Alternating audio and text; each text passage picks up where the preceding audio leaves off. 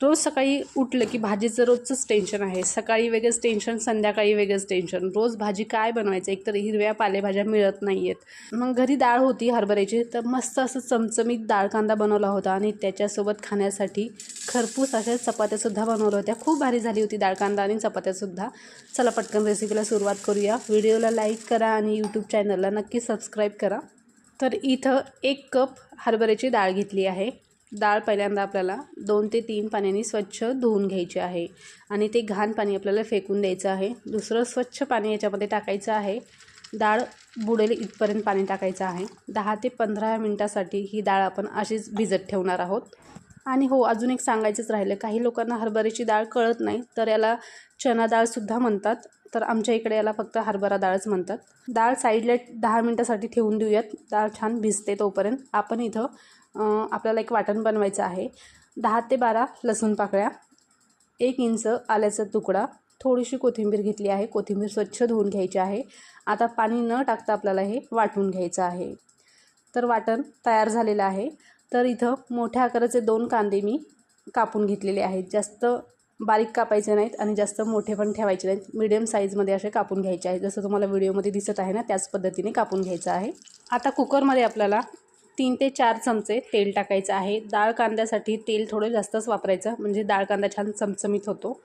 इथं 3 ते 4 चमचे मी तेल गरम होण्यासाठी ठेवलं आहे. आता तेल गरम झाल्यावर त्याच्यामध्ये छोटा 1 चमचा मोहरी, छोटा 1 चमचा जिरं, 1 हिरवी मिरची कापून घेतली होती ती पण टाकायची आणि 10 ते 12 कढीपत्त्याचे पानं टाकायचे आहेत.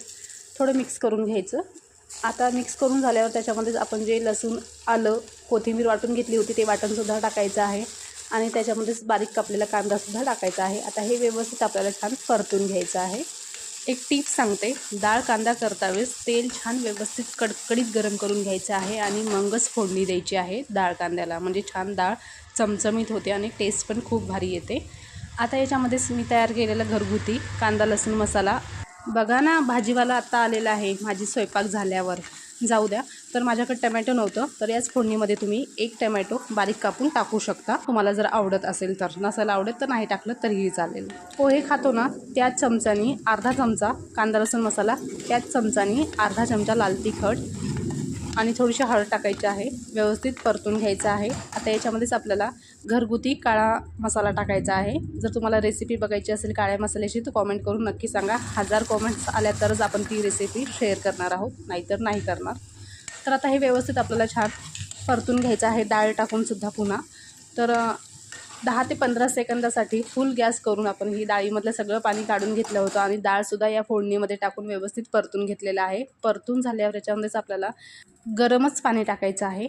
अर्धा ते पाऊण ग्लास मी गरम पाणी टाकलेलं आहे. पुन्हा व्यवस्थित आपल्याला हे मिक्स करून घ्यायचं आहे. चवीप्रमाणे मीठसुद्धा टाकायचं आहे. पुन्हा व्यवस्थित मिक्स करून घ्यायचं आहे.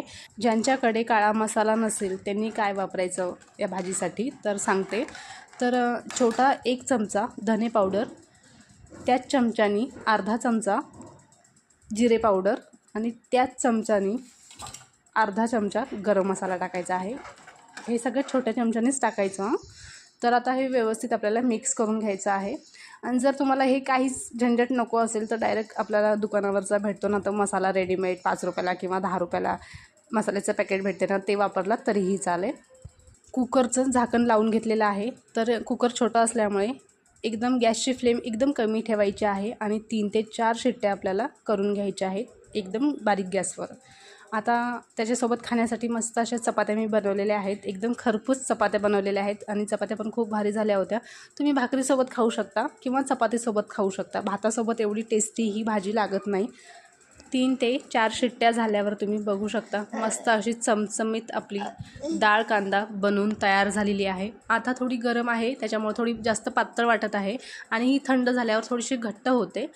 तर बघू शकता आता थंड झालेली आहे. प्लेटमध्ये आपण सर्व करूया. बघू शकता थोडीशी घट्ट झालेली आहे आणि गरमागरम चपातीसोबत भाकरीसोबत खाऊ शकता. आणि रेसिपी कशी वाटली ही कॉमेंटमध्ये नक्की सांगा. Okay, bye.